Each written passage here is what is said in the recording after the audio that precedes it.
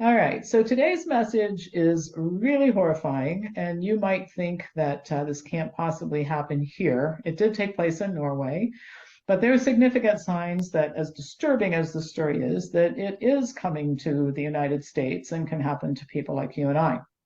All right, a man named Trond Harald Holland in Norway has been outspoken about issues like the World Economic Forum, climate change, COVID policies, vaccines, and vaccine passports, just like many of us have been.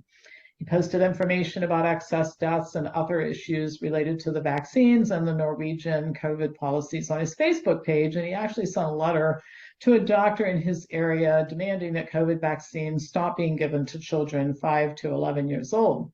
None of that sounds particularly unusual to me, nor does it sound dangerous. However, an anonymous person reported to the police that Holland was mentally unstable. The police contacted the healthcare system, and a psychiatrist with the healthcare system agreed that Holland was unstable without even reading the posts. Later, she said that she didn't subscribe to Facebook, so she actually couldn't read them. So this is all hearsay. Subsequently, healthcare workers and police went to this guy's house on July 19th and they locked him up in a psych ward. The justification?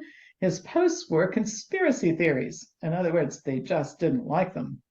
The doctor responsible for the compulsory institutionalization, Ozebe Saz, says this about Holland, quote, when he's healthy and stable, he doesn't post and he's not interested in these topics like climate skepticism, COVID vaccine skepticism, among other things. It's not normal behavior that he's now displaying considering how he is when he's healthy. He's still secretive and suspicious. In other words, so-called mentally healthy people don't publicly question vaccines or lockdowns or climate change, and they certainly don't disagree with Klaus Schwab. Holland spent 9 days confined against his will in a hospital, during which time he was not allowed to go outside and get fresh air. He asked that his lawyer be present during a meeting with the psychiatrist, and this request was denied. Eventually, a jury at the Control Commission for Psychiatric Care ruled that there was no justification for locking him up, and he was set free, again, after 9 days of involuntary commitment. So you might be thinking that this has nothing to do with you. This is Norway and you live here in the United States or some other place. But it does. Norway is, or at least used to be, a free country and free speech was permitted. Yet this happened.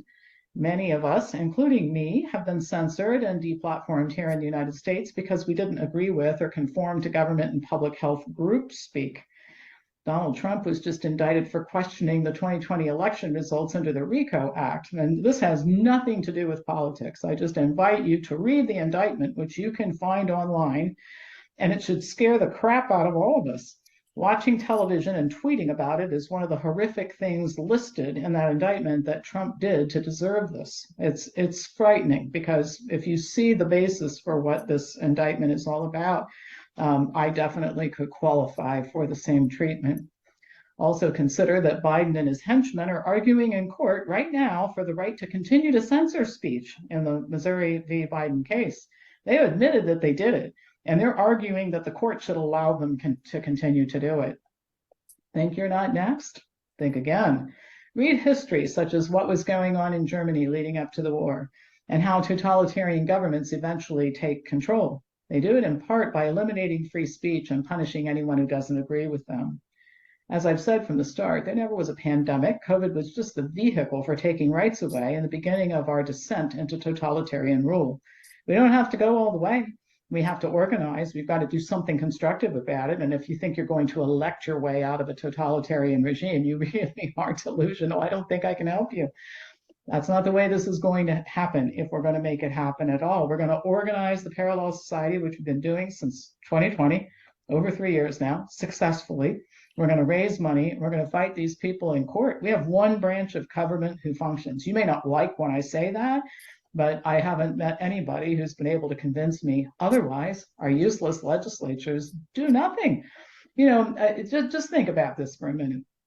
Congress has known about this Missouri v. Biden case. They could pass laws making it illegal for government to conspire with media outlets to And they could tighten up laws like that to censor speech. They don't do anything about it. They're very good at holding hearings and press conferences and screaming at people they don't like in public because it's great theater. That's all this political nonsense is right now, is great theater. So while you're out there trying to, sign petitions and design model legislation and lobby your elected officials or trying to get somebody else elected to replace them, you're just participating in the theatrical thing that we call government.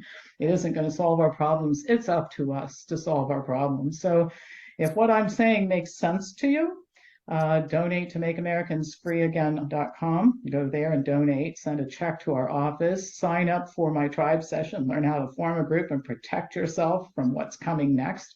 It should speak volumes that I changed our conference to virtual instead of live after I held it live, even during the lockdowns and the mask mandates and everything else. That should tell you how much I think instability is becoming an increasing issue in our culture.